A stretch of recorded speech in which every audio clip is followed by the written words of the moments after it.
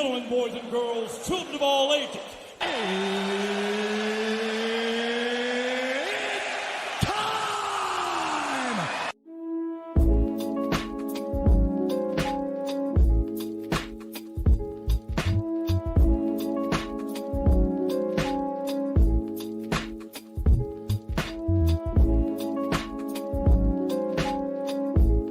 Hello, welcome back to another edition of my 2 Cents podcast, episode 56, which is entitled Hate.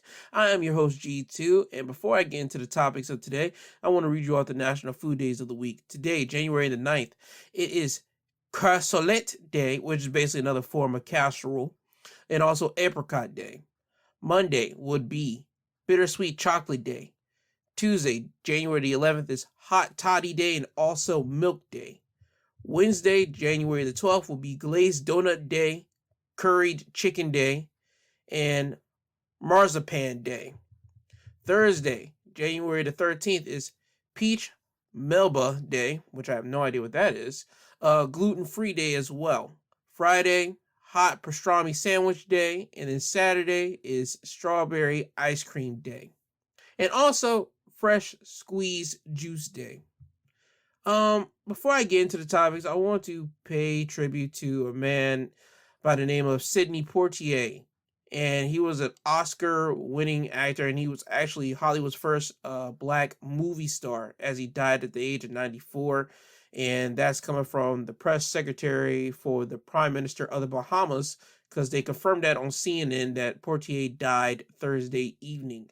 He was 94 years old. He was the first black man to win the Best Actor Oscar. I didn't know much about Sidney Poitier. I always knew of Sidney Poitier off of the movie of Guess Who's Coming to Dinner, because I believe that was like the first movie like to really showcase like interracial marriage, where a white daughter will bring home her black fiance, I believe, to her parents. I'm not sure if they were fiance or they were dating or not, but either who. That was the first movie that really like showed off the abilities of an interracial couple right there, and showing how awkward it kind of was to see somebody from another race dating somebody else, but also showing the love that somebody had for somebody as well when they were able to showcase that on the Hollywood screen. That's the only thing I knew Sidney Poitier for. And as I was doing some research on him, I found out that he didn't know technically how to read a script. He had trouble reading the script with the limited schooling that he did have, because he was a black man in the early 1900s. So about I'll base it around 1940s, 1950s, if anything. Black people still weren't that articulate as we are now, and he had to learn how to read and basically how to learn grammar and comprehension and punctuation. He even talks about it. He talked about how he got a job as a dishwasher in a restaurant, and whenever it would close, an elderly worker would help him learn how to read by reading a newspaper, and that reading the newspaper will help him improve on his comprehension, his grammar, and punctuation.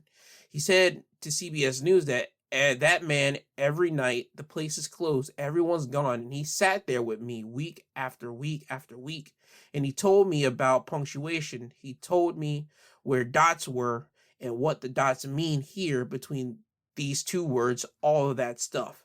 Soon after, Poitier landed work with the American Negro Theater, where he took acting lessons, and during that, they were able to soften up his accent that he had, and he was able to actually start landing roles. In his first role that he technically did land was being an understudy to Harry Belafonte, and that was basically on Broadway. And with that, he started doing Broadway, and then that started catching the eye of people, and then he basically went off to Hollywood, and he started going and doing Hollywood films and everything else. I don't know how I would work in that time frame, to be honest with you. If I was sitting back in that time, as we have seen so many black historical figures overcome not knowing how to read, not knowing how to write, not knowing basic motor skills that a lot of individuals are learning at a real like basic age, like at the age of 4 or 5, and start learning how to read simple books.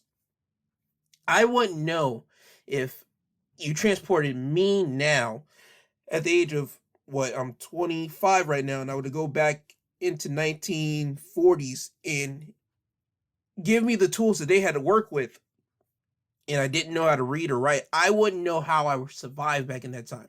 But Black people were able to make it work.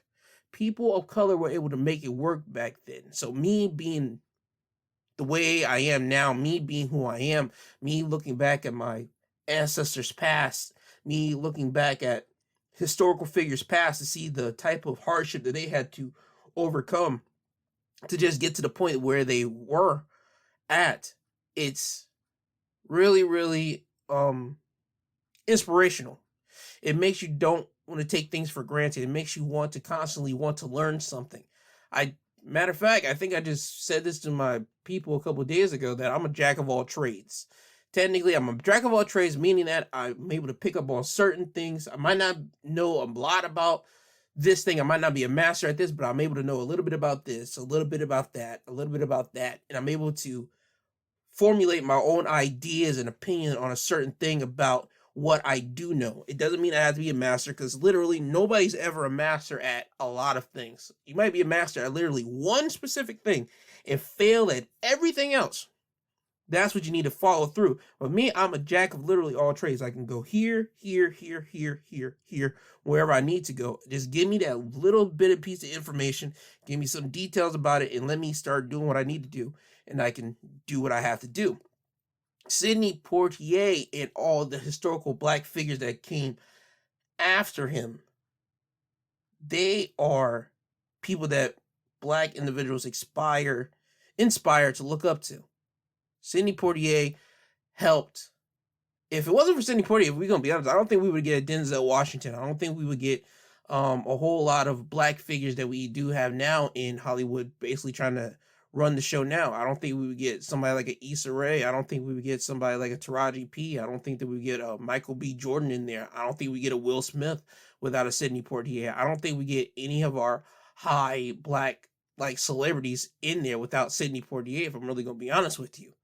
So Sidney Poitier really opened up the door so he can let other Black children and Black people come into Hollywood and see, hey, I did this with this much skill. You guys can take my baton and basically go and further along the pathway, and you guys can build that bridge for other Black individuals and other people of color as well to enter into Hollywood and do and succeed in this business.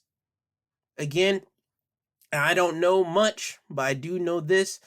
Without certain individuals, I don't think that we as Black people, we as people of color technically, would be able to do what we do. And I want to say thank you to Sidney Poitier for opening up that door for people in Hollywood, people that are Black, people that are people of color. I want to thank you for that.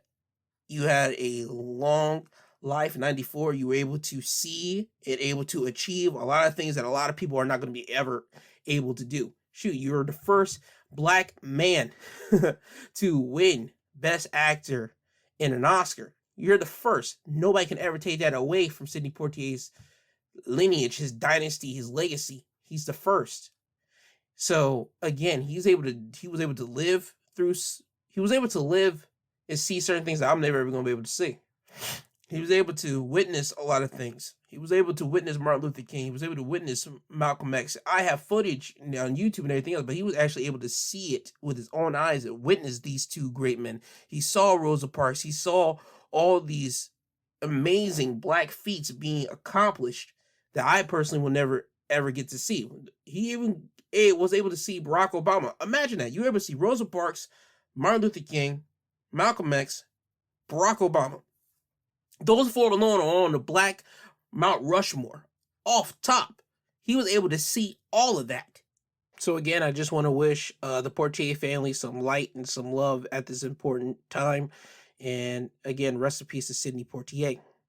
Now, with all that being said, let me get off with the first topic of today. And the first topic I want to talk about is basically Ghislaine Maxwell. I talked about it last week how Ghislaine Maxwell got found guilty of 5 out of her 6 charges of sex trafficking.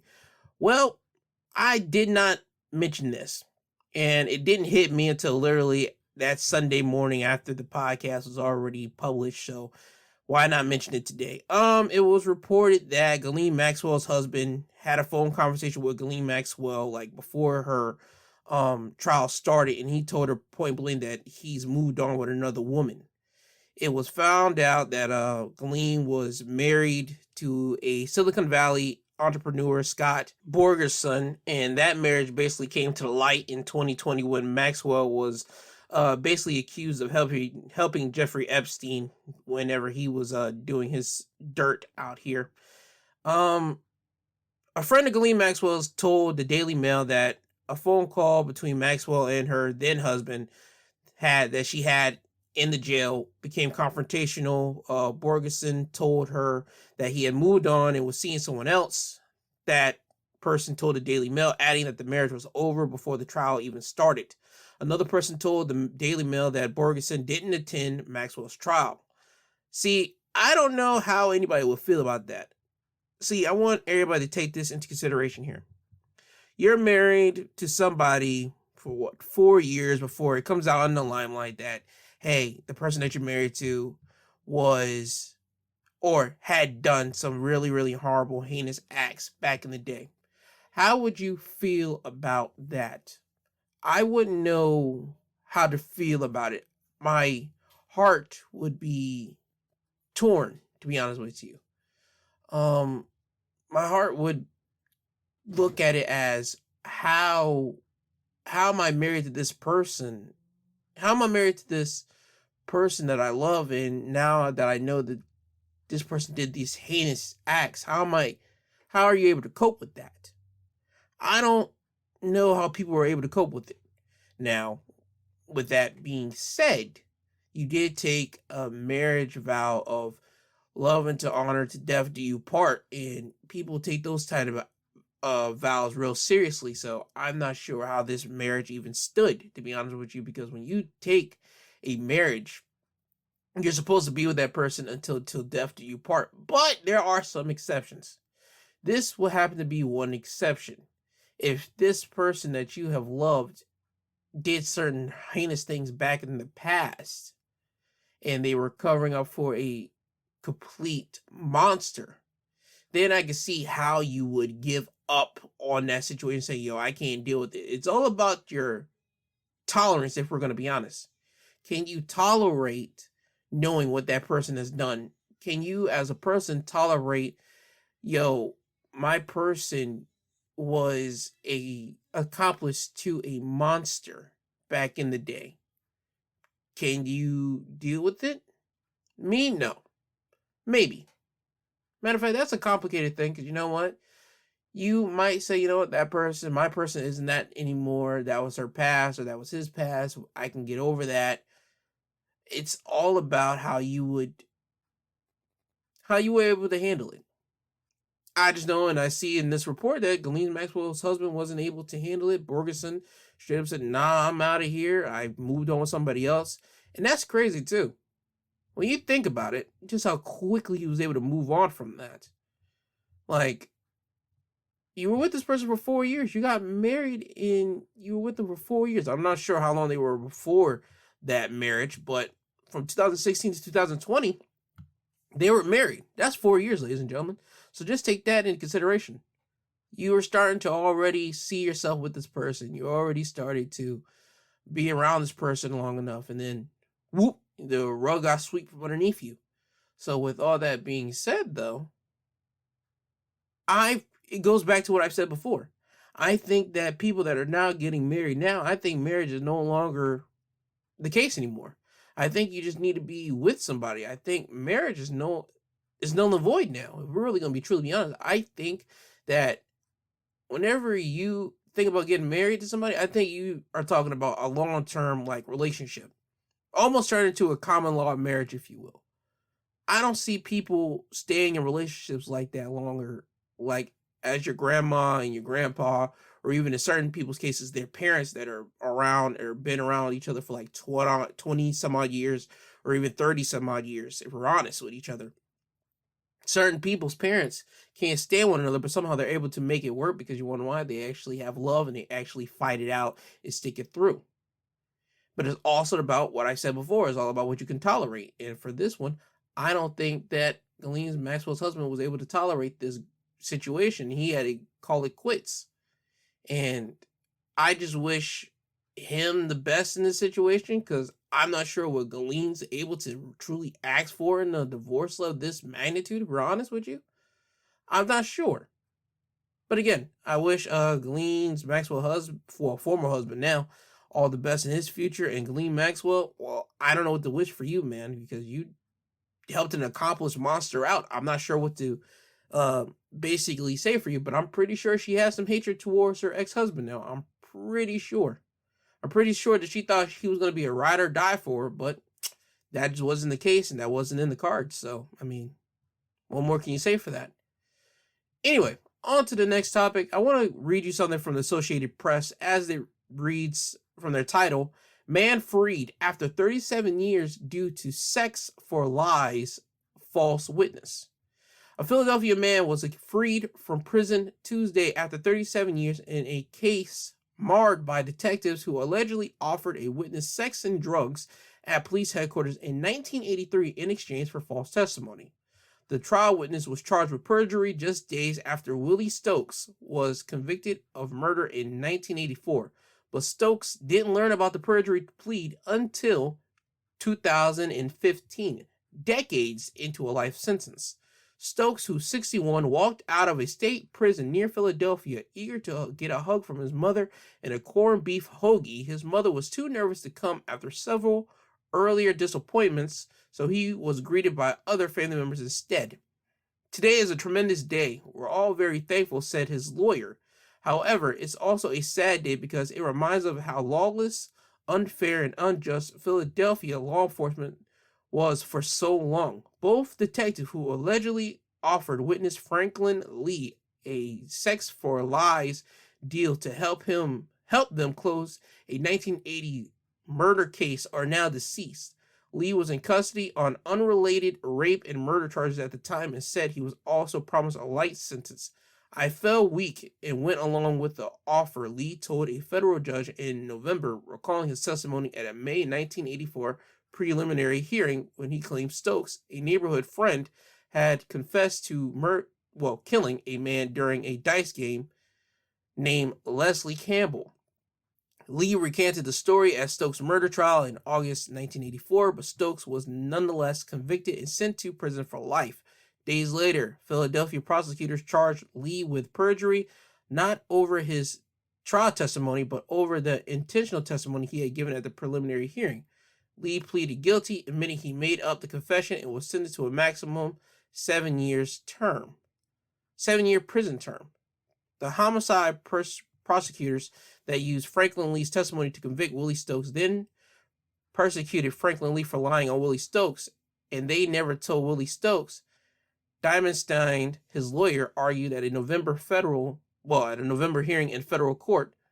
Stokes' mother, now elderly, has been planning for his homecoming as his appeals gain traction, only to face repeat setbacks, she told the Philadelphia Inquirer, which she first reported on the case. But Lee's mother also played a role early on. In federal court testimony last November, Lee said his girlfriend, whose detectives summoned to have sex with him at police headquarters back in 1983, and who was allowed to bring marijuana and a few dozen opioid pills, told his mother about the deal he struck. His mother told the woman not to go down to the station again. Instead, police secured him a sex worker the next time, Lee said. Once I talked to my mother, she told me I didn't raise you like that to lie on a man because you got yourself in a jam, Lee testified according to a transcript. She said, I couldn't care if they give you 1,000 years. Go in there and tell the truth, and that's what I did.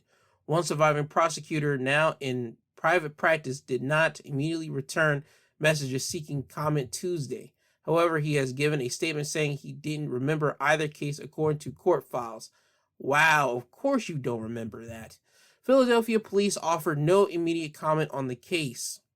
Who would have thought that one, huh? Who would have thought that? Here's my deal with this, all right? We know the legal system has been playing dirty for so many years now. It doesn't even shock me anymore to even read something like this. And I can see how somebody would get so hateful of the justice system. I really do. I see exactly how somebody can hate the justice system so bad and say, you know what, the justice system is nothing but garbage, which a lot of black individuals do. And this was a black case again. This was a black person, again, being in jail for 37 years. A false man being in jail for 37 years. He's 61 now. Do the math. That is about 24. 24 was how old technically he was whenever he got nabbed up for this false crime. And again, we know the law to be shiesty. We know detectives, the cops, we know they're to be shiesty than anything. But a story like this doesn't shock me. It really doesn't. We've seen it before. It's going to happen multitudes of times. There's plenty of men still in jail to this day that are probably in jail because of the legal system, of how cops played dirty, or how cops got people to say what they wanted them to say. There's been movies about this. There's been movies about how cops make people say what they say what they've said out of fear.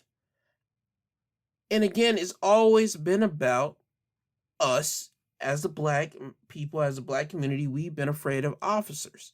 And officers now have been trying to say, oh, we're not the enemy. We're trying to help you guys. We're trying to be a protector for you all. Listen here and listen to me again. Anybody that's a protector, anybody that wants to be a protector of the black community, and you're an officer, let me explain this and let me break this down to you, ABC.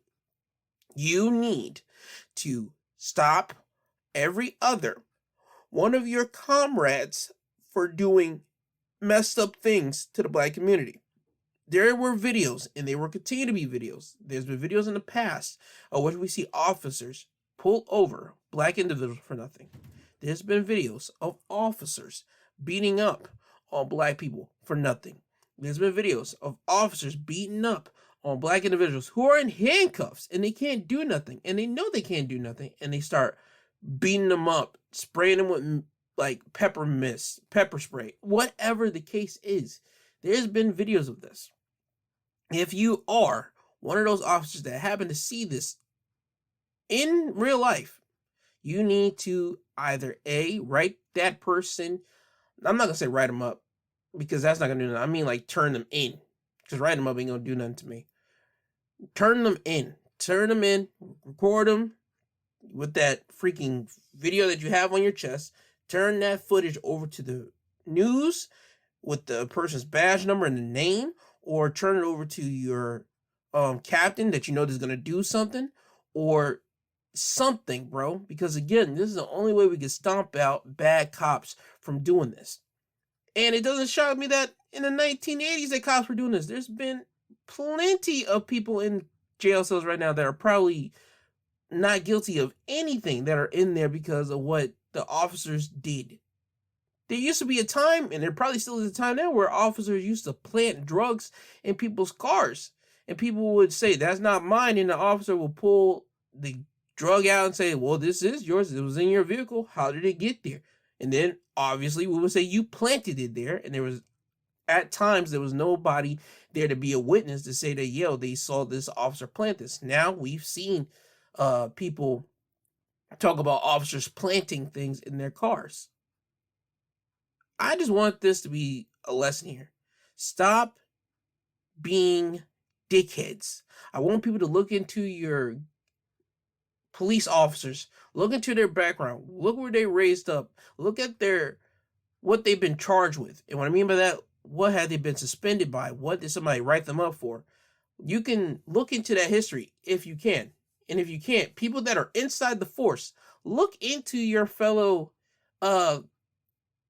cops, look into your fellow co-workers, look into what they are, look into who they are, look into their mannerisms. Do they like to harass a certain demographic? Do they like to harass a certain gender? Just look into that and just watch all of that, because that will tell you exactly who they are, whether they're a good person or a bad person.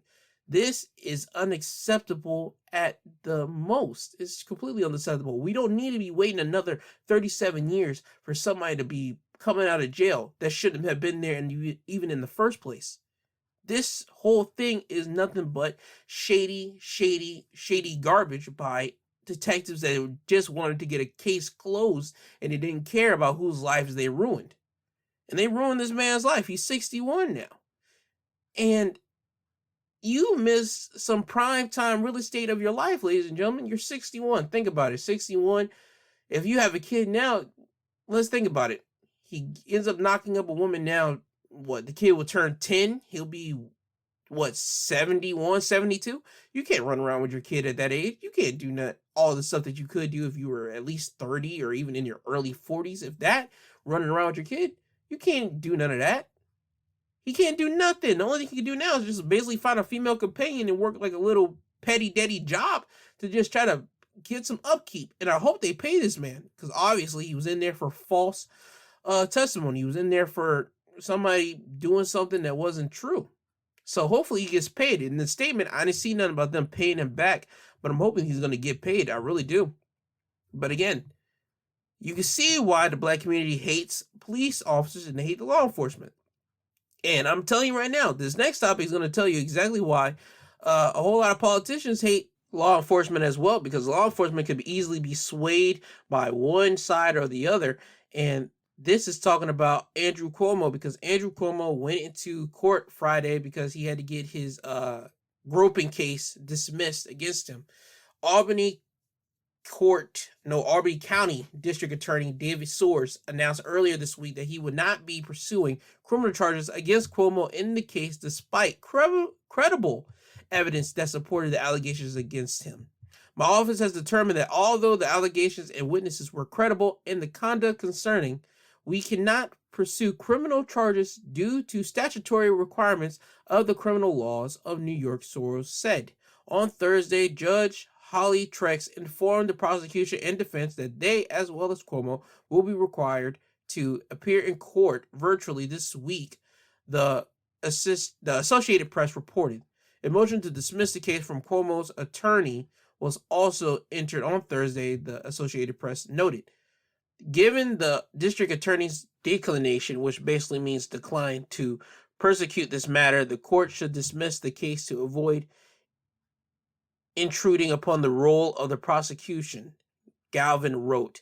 Last year, Brittany Commesso, a former executive assistant for Cuomo, came forward with allegations of sexual harassment against the then governor. Remember the thing that I talked about last year, and I played you clips on CBS because they did the interview with Brittany Commesso talking about him groping her up in the governor's mansion. This is that case.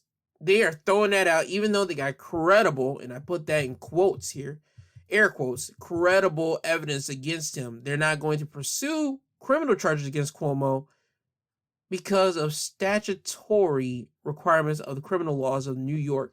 So basically, you guys were playing a game of chicken with Cuomo, and Cuomo just happened to be the guy to fold up first, and you guys said, well, looks like we got what we wanted, and we're not going to basically continue on with getting you, Cuomo. We're not going to continue on with trying to get justice for Brittany Commesso. But the brighter note is that Brittany Commesso can sue Cuomo in civil court, which basically means Brittany Commesso can try to basically get money from Andrew Cuomo. Okay, here's my thing. I don't like it. I don't like it at all. I don't like how the court can basically just decide, you know what, we're not going to go with this case. I don't like it. I don't like it one bit, because before Cuomo even decided to step down, you had prosecution and you have police officers both working in cohorts together to try to get Cuomo basically out of here. And you guys have him. You guys have him hook, line, and sinker, quote unquote. But somehow when you guys are about to reel him in, you guys decide to cut the fishing line off and just let the Cuomo fish just continue to swim in the ocean, right? That's what you guys decided to do. You guys decided instead of grabbing him, hooking him, and putting him in, well, I don't know if he would get some type of jail time, which obviously he wouldn't since he's a Cuomo. You guys could have made an example out of him, which you guys did because you guys made him step down. So was that what you guys wanted in the end, to be honest? You guys wanted just Cuomo to step down? Somebody gotta let me know something. It just doesn't make sense to me. Cuomo has power to still ruin your life. The only thing this thing did was basically expose Brittany Comezzo to the whole entire world, and it let Andrew Cuomo know that, okay, Brittany Comezzo tried to mess with me, so now I have to mess with her back. You basically just left Brittany Comezzo as a sitting duck, if we're gonna be honest with you, for Andrew Cuomo or whoever his other constituents, basically to get at this chick, to get at this woman for saying that she got groped up by Cuomo. She could have buried that deep down inside, but no, she decided to urge up the courage to say that tell her story, if you will. I had problems with that story last year, but I'll put that off to the side. The government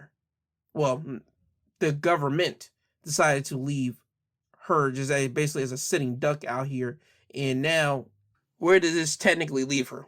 To be honest with you, I don't know where this leaves her. I just know that she needs to have a head on a swivel, to be honest with you, because, again, Cuomo's family was in politics. Cuomo comes from a politic family.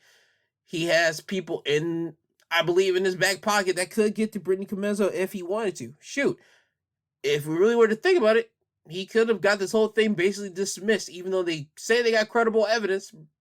Cuomo could have gotten somebody to say, hey, I'll dismiss this cases against me, and I'll deal with Brittany Comezzo myself, or I'll have somebody deal with Brittany herself. I'm not saying that he did.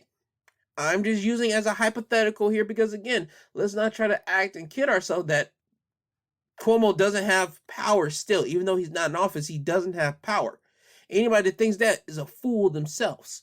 So, again, please put your prayers out there for Brittany Comezzo and her people. Please put your prayers out there for anybody that did say anything to or about Cuomo because, again, I don't know what type of stuff happens. Remember, you're dealing with the upper crust of people, especially when you're talking about politicians. They got some other type of people that can do their bidding, if you will. And if you think I'm joking, trust me, I'm not. I'm being dead serious. So please, please watch out for Brittany Comezzo. Please watch out for her and watch out for everything else. And also, yeah, that's about it. Also, watch out for Brittany. That's the only thing I can say for that one. On to the next topic. This comes from USA Today. And it talks about an Olympic gold medalist, Suni Lee. She says that she has received much hate for her interracial relationship. I'm just basically going to talk to you about this. She put out 2 photos of her with her black boyfriend, a football player at Southern California, the University of Southern California. And she disabled the comments. She did that on December the 26th. And people from her community, the Hmong community, HMONG, I don't mean to disrespect you, community out there. She says she was receiving so much hate from that community because of her relationship with a black man, her interracial relationship. I don't know how it is to be in the Asian community. Well, technically, if we're really gonna be honest, it's the China, Thailand community there. I just know this. Black people, we always get looked down upon. It's always going to come down us. And if you are dating us, you're going to get some of the hate yourself. We're just going to be blunt with you. I'm not even going to try to sugarcoat it with you. If you are dating somebody that is black, you're going to get looked down upon by your own community. For what reason? I don't know. I would think they would want to big you up personally because black people, we make everything cooler. We make everything better. You think I'm lying? Ralph Lauren. Black people made those things look better and cooler. Gucci and Louis Vuitton, we make everything better. Look at the hip-hop artists. Everything that we touch, we make better. Look at the entertainers. Look at the sports. We make everything better once we are put in it. That's just a fact. I'm not trying to lie about it. I'm not trying to be colorist. I'm not trying to even be like a person. I'm just telling you the blunt, honest facts. Once a black person or black individuals are putting ourselves into that sport, we just happen to make it way better, whether it be the flashiness, the arrogance, the show-offiness, whatever it may be, we just happen to make it better. Think I'm lying? Tiger Woods. Tiger Woods was able to put golf more on mainstream than just it being looked at as a rich person profession. More black people wanted to play golf than ever when we saw Tiger Woods, and Tiger Woods being the man. That's a fact. We got people out here wanting to be tennis stars because we see Venus and Serena out here.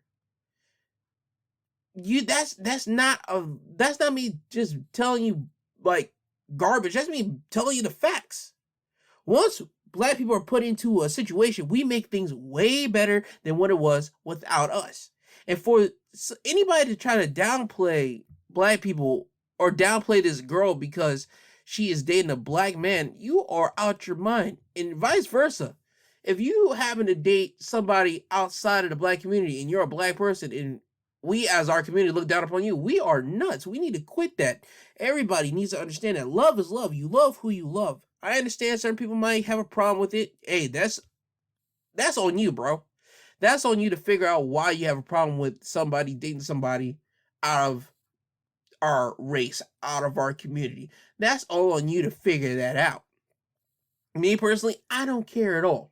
As long as you are loved by who you love, that's all that matters. As long as that person treats you right, that's all that matters. Yes, you're going to go through the ups and downs in a relationship. You're going to say terrible things towards one another when you guys get tired of each other. But that's to be expected.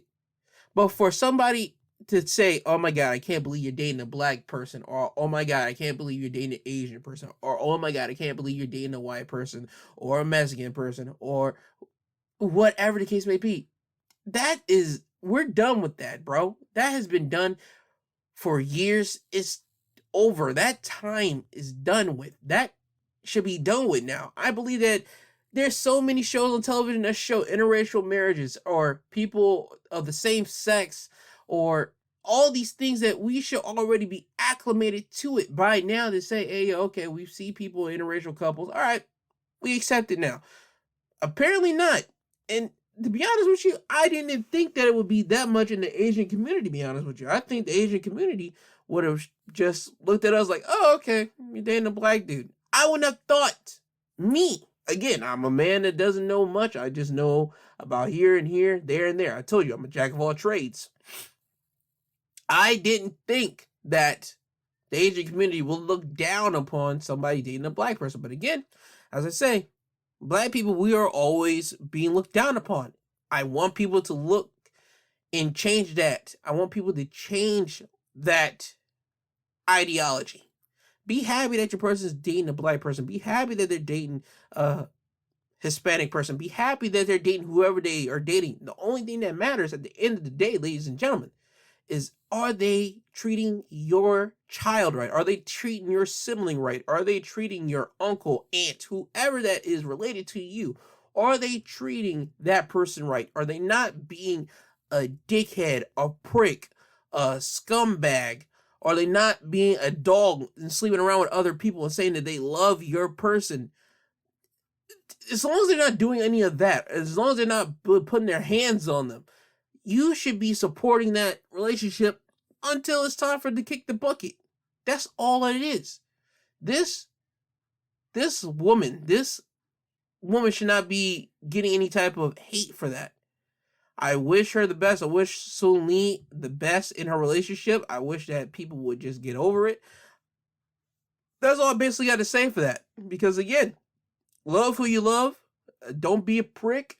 And as long as you don't see them do dickheadish things to that person, you should have no problem with them dating whoever they decide to date. On to the next topic. That's still going on with the Chinese community, but this time it's somebody being a dickhead towards them.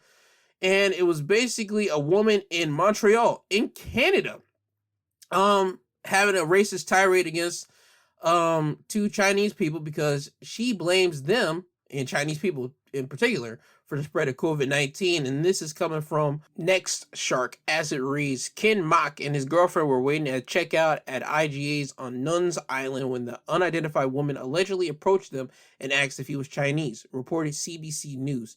Ken, who moved to Canada 20 years ago, said he replied yes, which then prompted the woman to start asking about the coronavirus.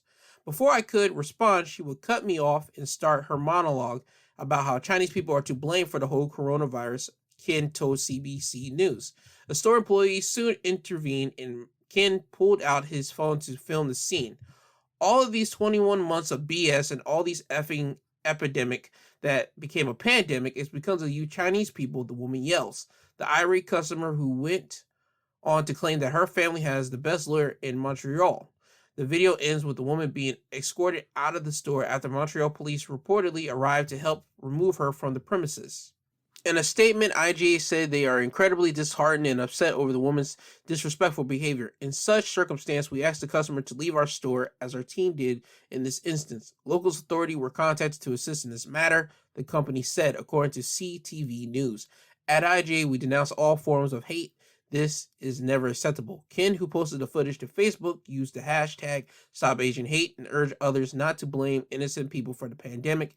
He said the video shall not be swept under the rug.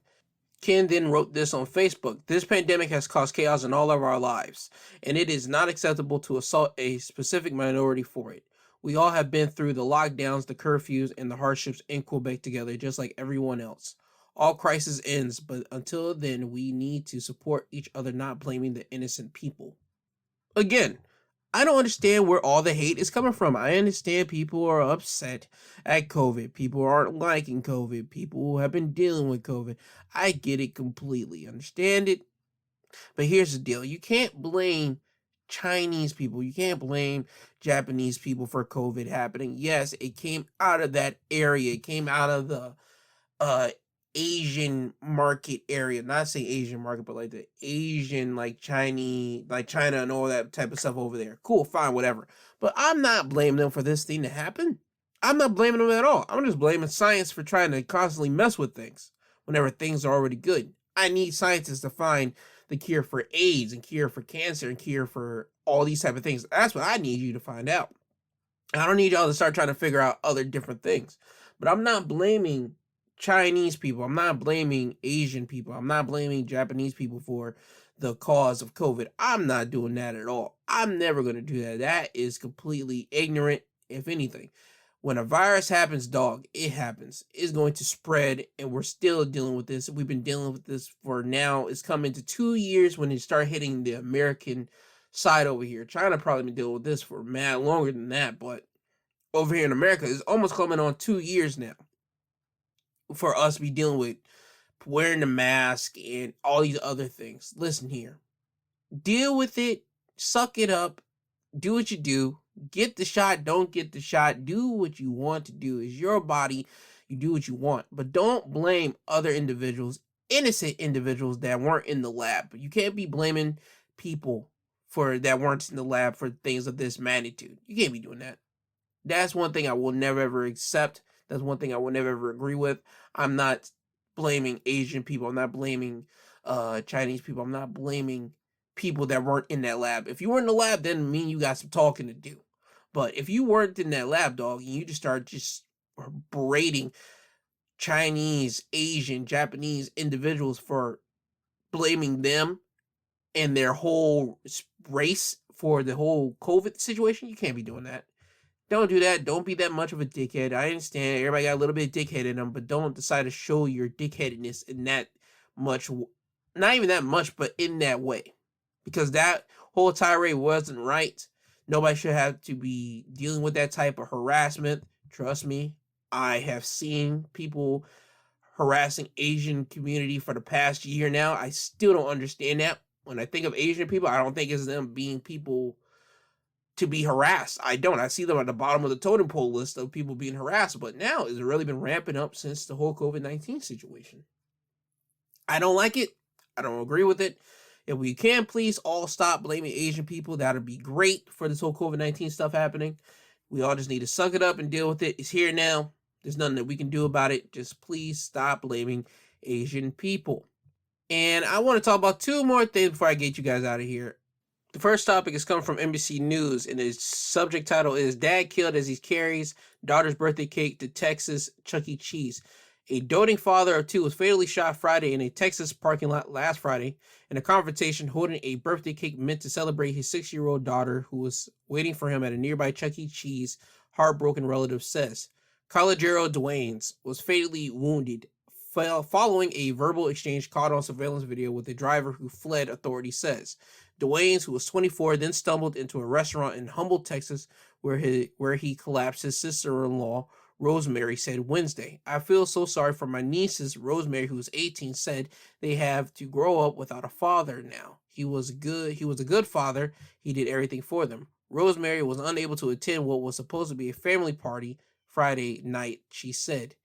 Amber, Dwayne's wife and mother of his kids, told NBC affiliate KPRC in Houston that she can't fathom what would cause someone to react with senseless gun violence when Dwayne was practically defenseless. It's a tragedy. I really can't wrap my head around it. Like, I'm hurt. I can't understand how someone can do that to someone that's holding a cake. My husband passed away without me, without anybody to hold his hands, to comfort him. I want justice. I want justice for my children, she told the station. The 25-year-old widow declined to comment Wednesday, saying she was making funeral arrangements with other relatives. Humboldt police did not immediately respond to the request for comment Wednesday afternoon. Police say the suspected shooter fled before they could arrive. He was reportedly driving a burgundy Ford, KPRC reported. See, again, here's my thing with this now. This goes back to the Young Dolph situation when I talked about how Young Dolph was leaving a cookie store and he was getting his mother some cookies and he ends up getting shot and killed there. How on God's green are we okay with this? How are we okay with shooting somebody that's holding something, whether it be a cake, baked goods, and all these type of things? Yo, dog, we need to quit this. I don't care what race you are. I don't care what ethnicity you are. I don't care if you're a man or woman. I don't care. Put the guns down and shoot the fade. If you got a problem with somebody, shoot the fade. Shoot the fair ones with them. Get back into the times where people used to actually put everything down and start boxing with them, punching them in the face, get into a brawl with somebody. Don't start picking up a gun and start trying to shoot off on somebody. That's not the way. Guns are a cheap, crap way to do this, and you're ending somebody's life where basically a verbal confrontation, a verbal thing, can turn to somebody getting shot in the face, shot in the back, just getting shot and killed over something somebody said verbally. I miss the days where people could usually just fight somebody, literally, for saying something reckless out their mouth. Now people are really so paper thin with their emotion that they just say, screw the hands, I'm going to start shooting off on somebody. No, that wasn't needed. This man could have easily gave somebody the fair one, the fair fade, and just fought somebody right then and there, and then he still could have made it to his daughter's birthdays.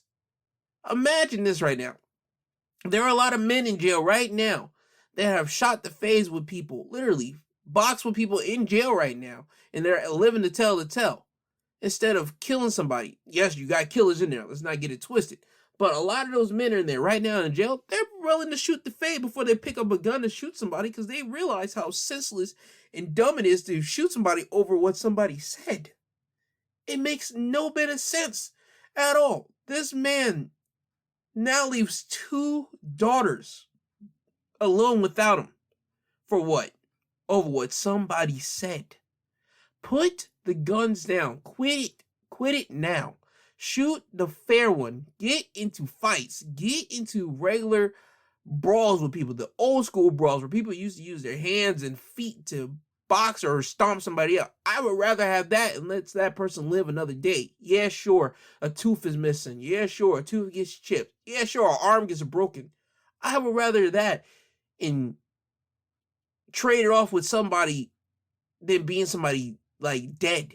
It doesn't compute to me right now. As I was saying that sentence and you heard me stumble so much, it just didn't compute with me how we have gotten so normal to say, you know what? I'm going to shoot somebody. I'm going to shoot them for what they said about me. Somebody said my shoes looked a certain type of way. I'm going to shoot them. Somebody said my hair looks messed up. I'm going to shoot them. Somebody owes me money. Instead of just going up to them old school style like gangsters used to do, go up to them and start beating them down until they get their money and probably even take a finger or two, which I'm not condoning. I'm just saying how it's portrayed in movies and how even some mafia gangsters have even come out to say, hey, yo, this is what they used to do. How have we gotten past that part to now say, you know what? Somebody says something foul to me, I'm gonna shoot him. Somebody looks at me the wrong way, I'm gonna shoot him. There's no longer the opportunity to even punch or even fight with them anymore. There is no chance for that anymore. We don't get that no more. So we're now left with people dying on the streets every single day, leaving people without mothers or fathers or uncles and aunts. It doesn't compute to me. It never will compute to me. If you happen to hear this and you are trying to put guns away, if you will, if you're trying to stop the violence, well, of gun violence, if you will, because I'm not going to ever say stop like punching people and fighting people. I'm never going to do that because we're all humans. We all need to get our aggressions out here and there. But we can do it with fighting somebody, like with combat. We can do that, period, with hands. But please put the guns down. Please. Make some type of truce before you guys even get to that point. Yo, we're going to put the gun down and we're going to fight it up like 1-to-1. Whoever wins, that's it. And after that, call it a day, like old school way. I would rather have that than people dying on the streets. I don't like hearing people dying on the streets. I don't like seeing it on the news. I don't like reading articles like this and having to report it on here and just get you guys aware of what's going on out here. I don't like it. It doesn't sit right with me or my soul. So please, Lord, for the love of God, if you happen to hear me, please put the guns away. If you have a problem with somebody, just fight it up, but tell them point blank before you do, hey, we're going to fight, and after this fight is done with, this is it. We're not going to have no beef no more, none of that. If they don't want to fight you, hey, just walk away from it, say, hey, then guess what? It's done then. Then there's no need for us to talk about it anymore. We're done here. I'm not going to shoot you. I'm not going to go after you. Hey, we're good. Something needs to be done because this didn't need to happen. This man didn't need to die. He didn't need to leave 2 children out here without him now. He was 24 years old. That is still too young to be going out on this lifetime, ladies and gentlemen. It's still too young. It doesn't make any sense to me. It never will.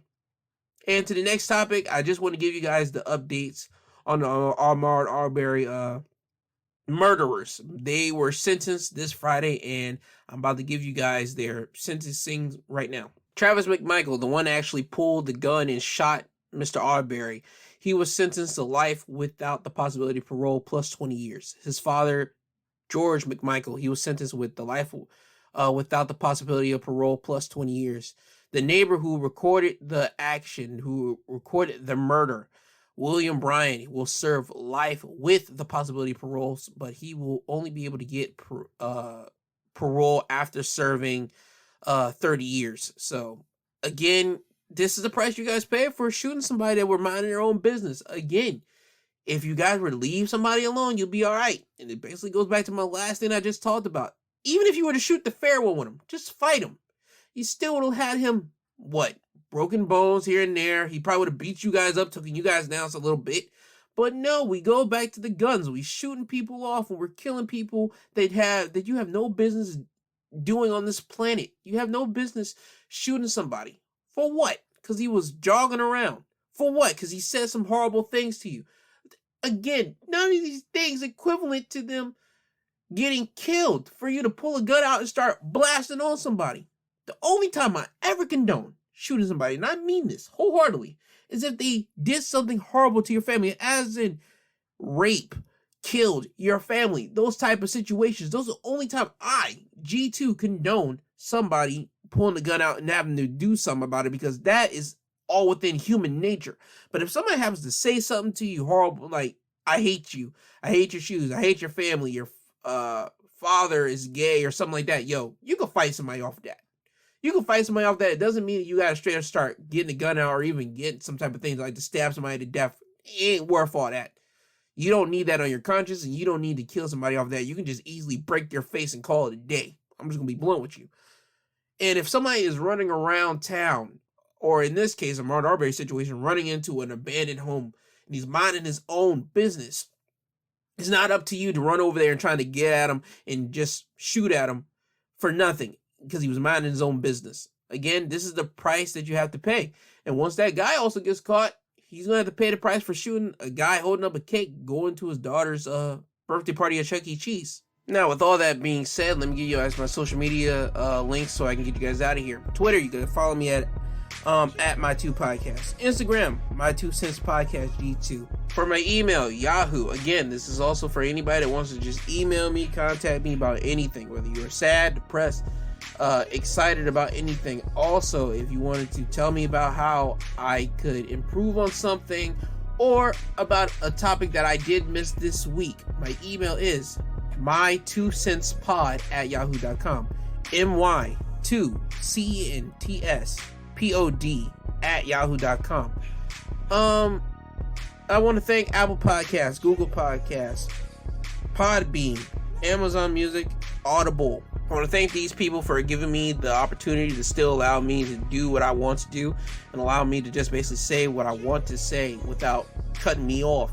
It's great to have that type of situation because, again, people can look at my podcast and say, hey, yo, he's teaching nothing but rhetoric.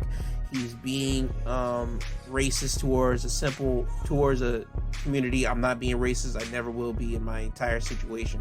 I'm just jumping to tell you guys the truth about what I see.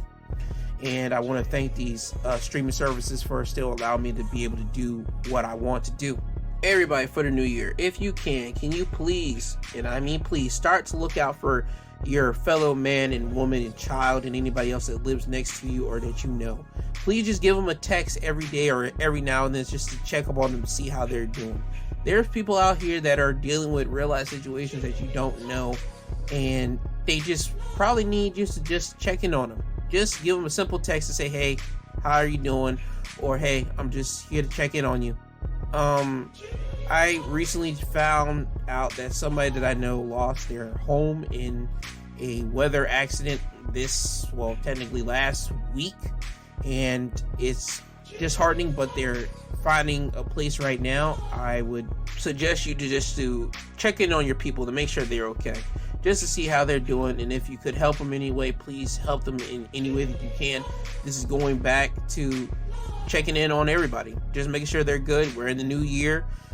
People are still dealing with some blues. Certain people lost loved ones. People are dealing with that. It's almost the anniversary of certain people losing their loved ones. Again, check in on them, make sure they're okay, so that they will be able to say that, hey, you checked in on them, and they'll always remember that. So whenever you're in your time of need, they'll check in on you, and you guys will still have that continued friendship or continue that whatever you guys have with each other. But with that, always remember, I love you, I love you, I love you. I love you, I love you, I love you. I love you all. I want to thank you all for listening in. If you haven't checked out my Saturday's episode, do that. It's about wrestling. Always, every Saturday is always wrestling. Every Sunday is always stuff in the news or stuff I want to talk about. But again, I love you all. I thank you all. This has been My 2 Cents Podcast presented by G2. This isn't goodbye. This is until you hear from this sweet, lovely voice again. And for all my college students, college classmates and college students, please be sure to wear your mask when you guys go back to school tomorrow, because again, people are out here. Corona's still out here. Please wear your mask. Don't be a delinquent. Don't be a crap stirrer. Just wear your mask. Do what the professor asks you to do. Get your assignments done. It's going to be easy. I know it's going to be a challenge for some of you, but trust me, just push through and everything will get done. And trust me, just talk to your professors as well. They'll try to make everything easy for you as well, because they're going through a transition as well. With that, Kanye, can you please take these people home? I'm tired, you tired, Jesus wept.